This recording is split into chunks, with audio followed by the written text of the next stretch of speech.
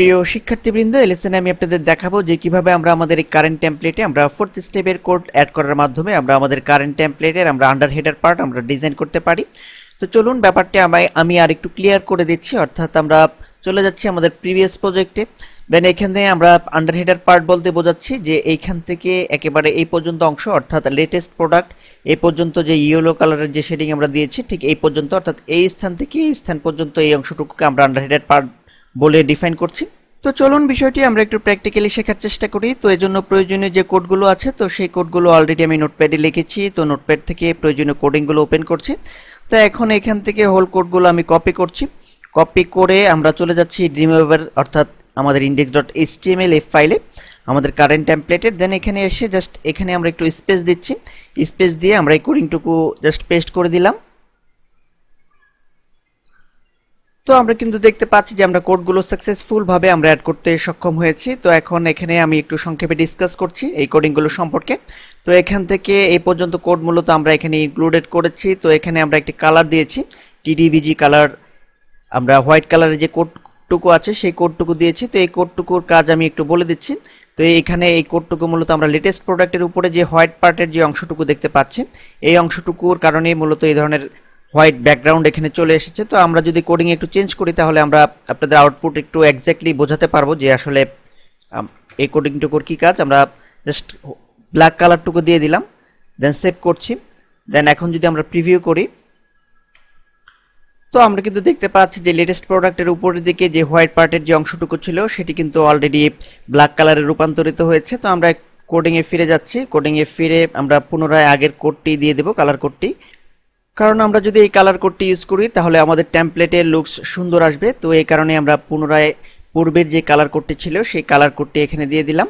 দেন এখন আমরা একটু নিচের দিকে চলে আসি। আমরা এখানে দেখতে পাচ্ছি যে লেটেস্ট প্রোডাক্টস এই টেক্সটটুকু আমাদের টেমপ্লেটে ডিসপ্লে হয়েছে। আমরা দেখতে পাচ্ছি যে আমাদের প্রিভিয়াস টেমপ্লেটে আমরা চলে যাচ্ছি। তো এখানে আমরা দেখতে পাচ্ছি যে লেটেস্ট প্রোডাক্ট এই টেক্সটটুকু কিন্তু হোয়াইট কালারে ডিসপ্লে হচ্ছে। তো এটি করার জন্য আমরা যে কাজটুকু করেছি এখানে জাস্ট আমরা কিছু কোডিং করেছি।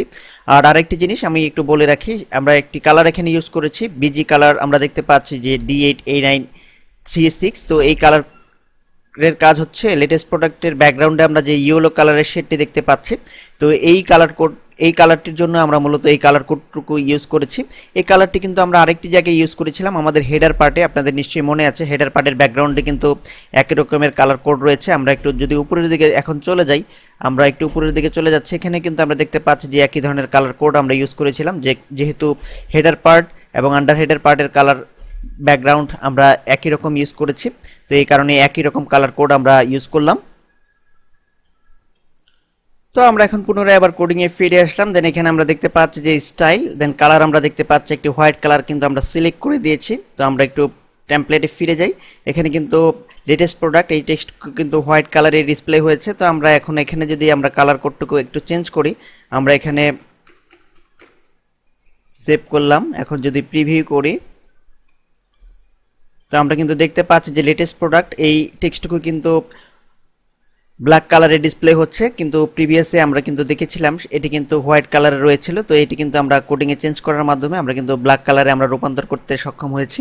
তো আপনারা আপনাদের পছন্দ মতো যে কোনো কালারে এটিকে আপনারা রূপান্তর করতে পারেন। তো আমরা জাস্ট পুনরায় প্রিভিয়াস কোডিংয়ে এটিকে ফিরিয়ে নিয়ে আসলাম, এতে লুকস একটু ভালো লাগবে। তো এভাবে আপনারা প্রয়োজনীয় কালারটুকু চেঞ্জ করে নেবেন। দেন এখন আমরা এখানে দেখতে পাচ্ছি যে ফ্রন্ট সাইজ আমরা 12 করে দিয়েছি, ফ্রন্ট ওয়েট আমরা বোল্ড করে দিয়েছি।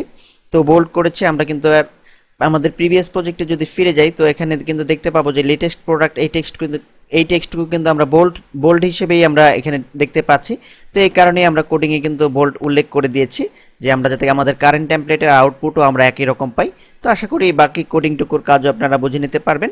তো এই অবস্থায় আমি ফাইলটিকে সেভ করছি, পুনরায় সেভ করে এখন আমরা পুনরায় আউটপুট দেখব। তো পুনরায় আউটপুট দেখার জন্য আমরা ড্রিমওয়েভার থেকে আমরা প্রিভিউ করছি, ইয়েস। তো আমরা কিন্তু দেখতে পাচ্ছি যে আমরা সাকসেসফুল ভাবে আমাদের আন্ডার হেডার পার্টটুকু কিন্তু আমরা আমাদের প্রিভিয়াস যে টেমপ্লেট আছে সেই টেমপ্লেটের মতো একই রূপে আমরা রূপান্তর করতে সক্ষম হয়েছি।